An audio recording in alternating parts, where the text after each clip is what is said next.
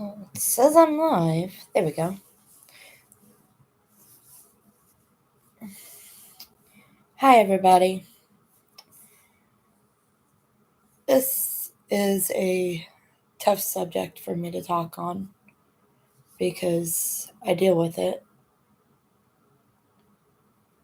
But my name is Alicia, and welcome to my channel.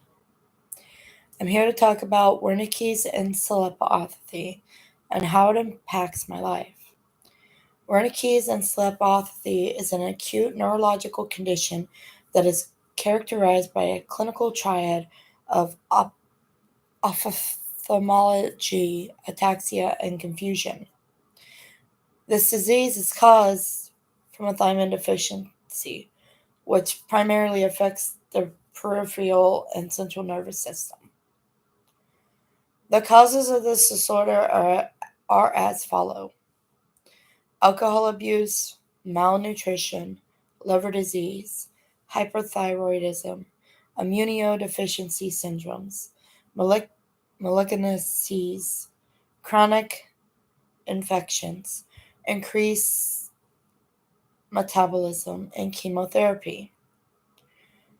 My disorder is personally caused by malnutrition because I have always struggled with my self image issues. It got worse through high school into adulthood. I was always picked on because of my size, no matter if it was my height or my weight. And about 3 years ago, I wanted to do something about it. So I started food restricting. But it just didn't feel like it was enough. So I had to add something else to it to lose faster. I started taking keto pills, eating less, and exercising a little more. But again, I still got the comments on my size. And I was on and off a scale. So I tried to barely eat or skip meals altogether. And I started to feel great. I felt like a new person. I didn't even realize the effects my body was going through, though. I was oblivious to what was around the corner. My mood started to change, and I started to feel sick, almost like the flu. I was vomiting and had bad headaches, and just overall tired. I just figured it was because I had a lot on my plate. I was going to college, I was babysitting, I was trying to get everything together because I wanted to become a teacher.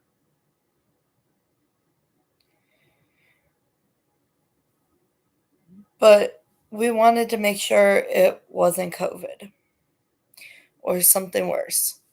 So I went to the doctors and they said it was just a bug, that take a couple pills and rest. I was really big in being active with my sister's kids and college.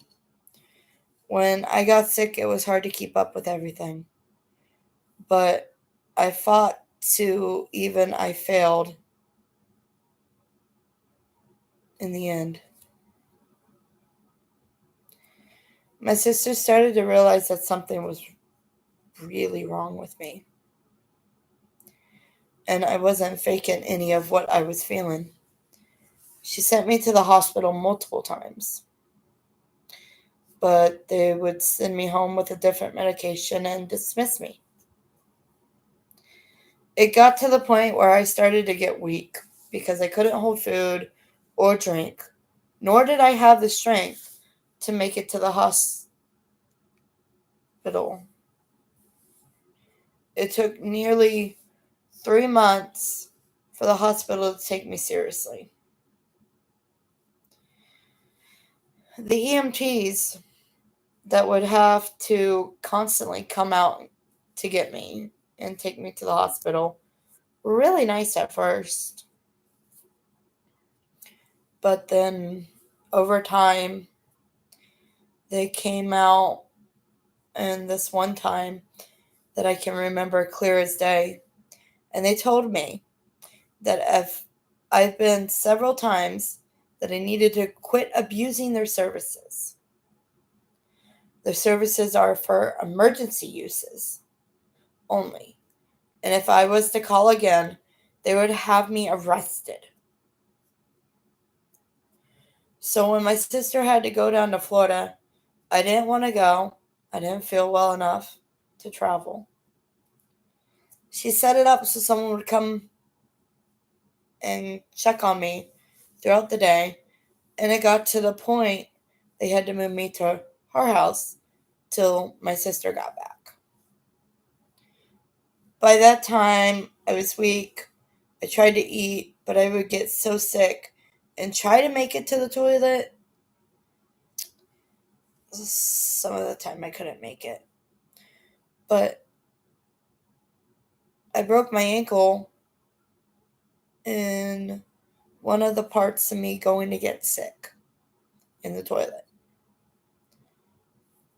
I'm gonna guess it's when I was crawling to the bathroom and I tried to pick myself up to go to the bathroom that I fell and I broke my ankle.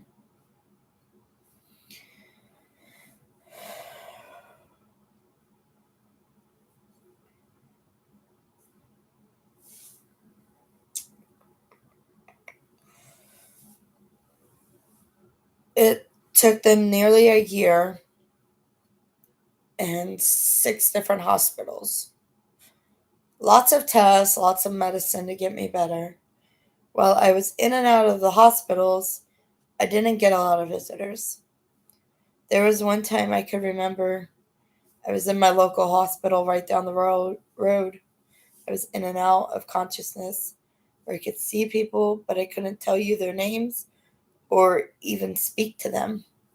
And that was hard because I had so much I wanted to say, and I felt like I couldn't talk. And that alone is scary for me.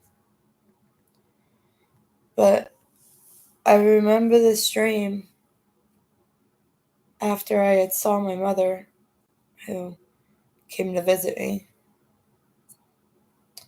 And I'll discuss that later on.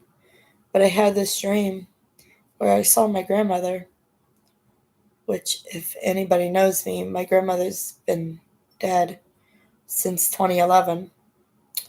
And she came to me and told me that it wasn't my time. And I needed to fight this no matter what it took.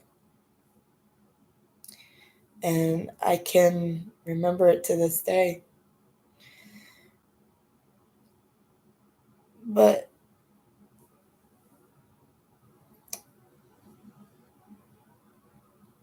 it may have been a dream from the sedatives, but it felt so real. I also had dreams of my actual visitors and interactions, but to help me remember, the hospital staff made me a binder and made sure to have people check in. I can remember another time where my mom was there, and I swore that it was a dream, but she was standing by the doorway, and I could hear it in her voice. She was breaking seeing me like that. But she said, I can't. I can't do this. I can't see her like this. And she walked away, which I later found out that she had to go outside and smoke a cigarette. But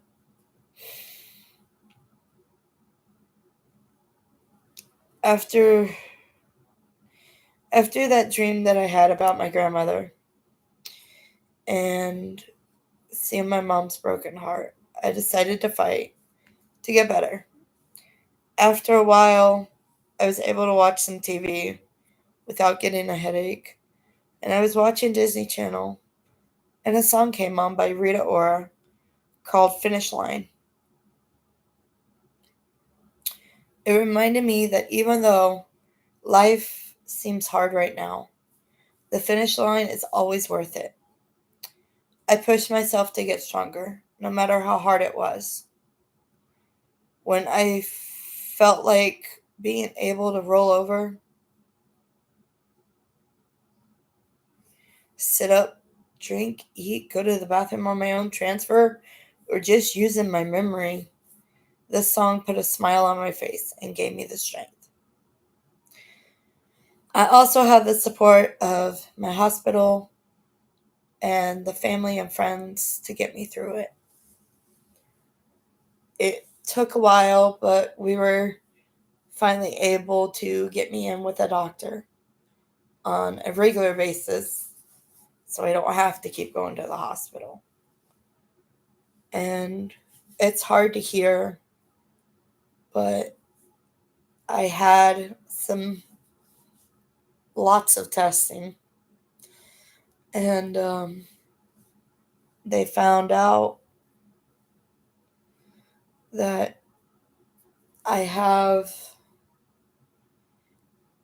degenerative bone disease in my back and my neck, which really sucks because I was hoping after all I've been through there was going to be a win, and I'm still pushing for that win. But it's going to be hard, and there are times where I struggle, like to transfer to my chair, to get to the bathroom, or just a simple task is cleaning up my room. I mean, I love to clean my room, I love to rearrange it. But there's just some things that are hard to do when I'm hurting. So I wanted to show that it is possible.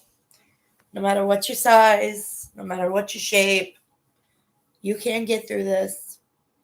And to all of the people who have the same disorder as me, Wernicke's encephalopathy isn't the end. I'm 28 and I'm determined to fight this disorder no matter what happens. And yeah, it's going to be rough and it's going to be hard, but in the end, it can be worth it. I mean, I have the support of my family and my friends, but I also have a pet who makes it all worth the while. And I was going to show y'all some tips and tricks that I've learned, especially if you're in a wheelchair like me. But let's see, this is my wheelchair. I have to keep it next to my bed because, well,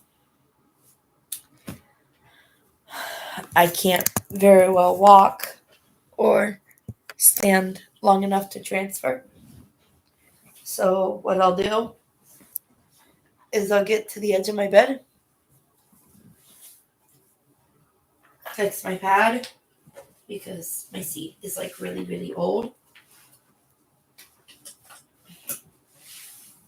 And I do a little turn, get on the edge of the bed, and push and turn. And that's how I handle getting into my chair. And just, like I said, in general, it's hard.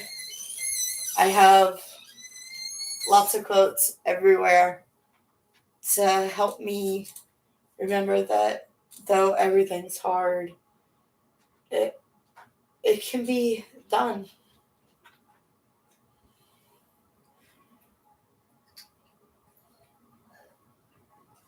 Life may knock you down more times than you can count or can even imagine.